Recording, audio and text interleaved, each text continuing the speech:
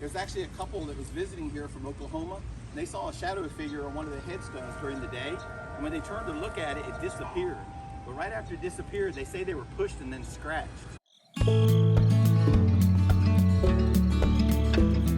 Hi everyone, welcome to Smokey's Live. This is Chris, your host. Now today we have kind of a spooky version where I'm going to show you a little glimpse of a ghost tour that me and my daughters took in the Gatlinburg area. Now many people aren't aware that there's actually a cemetery in downtown Gatlinburg. It's called the White Oak Flat Cemetery. Now in this clip, we'll actually get to visit White Oak Flat Cemetery and get to hear a few of the creepy stories. Hope you enjoy. So they'd grab pretty much any kind of flat rock or slate or piece of stone they could find. They would hand etch people's names in them. And because of lack of maintenance and weathering over the years, a lot of those names have been worn off. So we don't know exactly who they are. But scattered throughout the cemetery here, you'll see a lot of names like Ogles, Regans, McCarters, Huskies, Maples. We'll talk about a few of those names later on.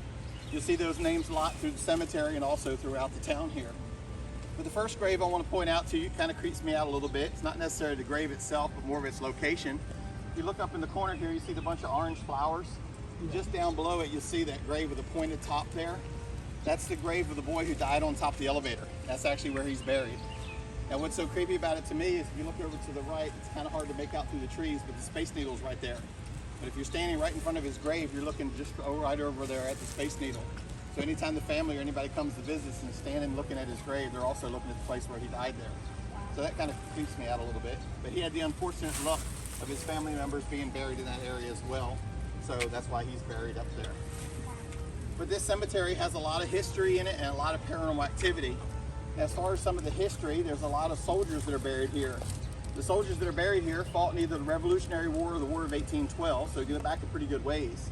Now, a lot of soldiers that fought in the war, the Revolutionary War from North Carolina came here to help settle what is now Gatlinburg. And anybody who fought in the War of 1812, they were issued 50-acre land grants. A lot of them took their land grants right here in this area also to help settle what is now Gatlinburg. So that's why you'll see a lot of those soldiers buried throughout this cemetery here. But as far as paranormal activity, we have a lot of people to come up here and investigate this cemetery. And some people, even on our tours, they'll bring ghost hunting equipment on their cell phones. And as they wander around this cemetery here, they get all kinds of readings here. But the first one I'm going to tell you about is the Gatlinburg Witch. Now the Gatlinburg Witch is said to be a nesting witch, which means she'll grow creatures in her body.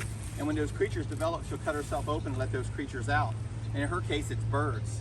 So some people believe that the birds around town here, some of them are her eyes and ears, and they kind of watch and listen for her. But if you want to see her, the best time to see her is if you come up here when there's a new moon or full moon. And if you come up here on one of those nights, there'll be a lot of birds in this cemetery, and sometimes you'll hear them calling in the back. They say they're calling for her to rise. And when she does, she usually does around those trees right there in that corner, and she'll walk back and forth across the back of the cemetery all night long. Now, some people say that she's trapped outside the cemetery, and that's why she stays in the back and doesn't come into the cemetery any further. But she'll usually find a spot just to sit down and disappear early in the morning. Now the way to recognize her, if you're looking at her, she wears a long black cape with bird feathers on it, and she wears a bird skull mask. So if you see anybody like that in the back of the cemetery, that's going to be the Gatlinburg Witch. Now nobody knows for sure who she is, because first of all, nobody's brave enough to go up and ask her name. But second of all, it was common to bury witches without a headstone, so that people didn't know who they were. It was also common to bury witches face down in the middle of an intersection. They thought the intersection would keep them busy and they wouldn't dig their way out. And if they did try to dig their way out, they'd be buried face down, so they'd be heading in the wrong direction. But since there's not an intersection nearby, more than likely she's buried either in this footpath here or perhaps in this older section, because there's a lot of graves up there that are sunk in. So they believe maybe she dug her way out of one of those graves there.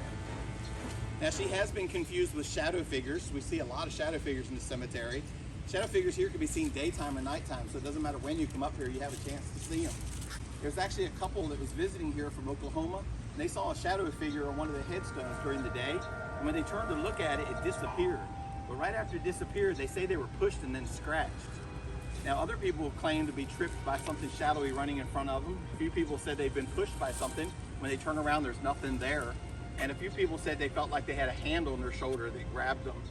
So I hope you guys enjoyed that little glimpse of the ghost tour that we took in Gatlinburg earlier this year. It was a very interesting time, to say the least. But even if you're a skeptic, it's also interesting because you get to walk around and see the history of the town. So I still would definitely recommend taking one of these while you're in town. Now, if you enjoy these type of videos, please hit subscribe because I have a whole series coming out in October on some of the haunted places in the Smoky Mountain areas, including Gatlinburg, Pigeon Forge, Sevierville, Cades Cove, Cherokee, just to name a few. So if you like these kind of stories, make sure you subscribe. And as always, thanks for watching and have a great day.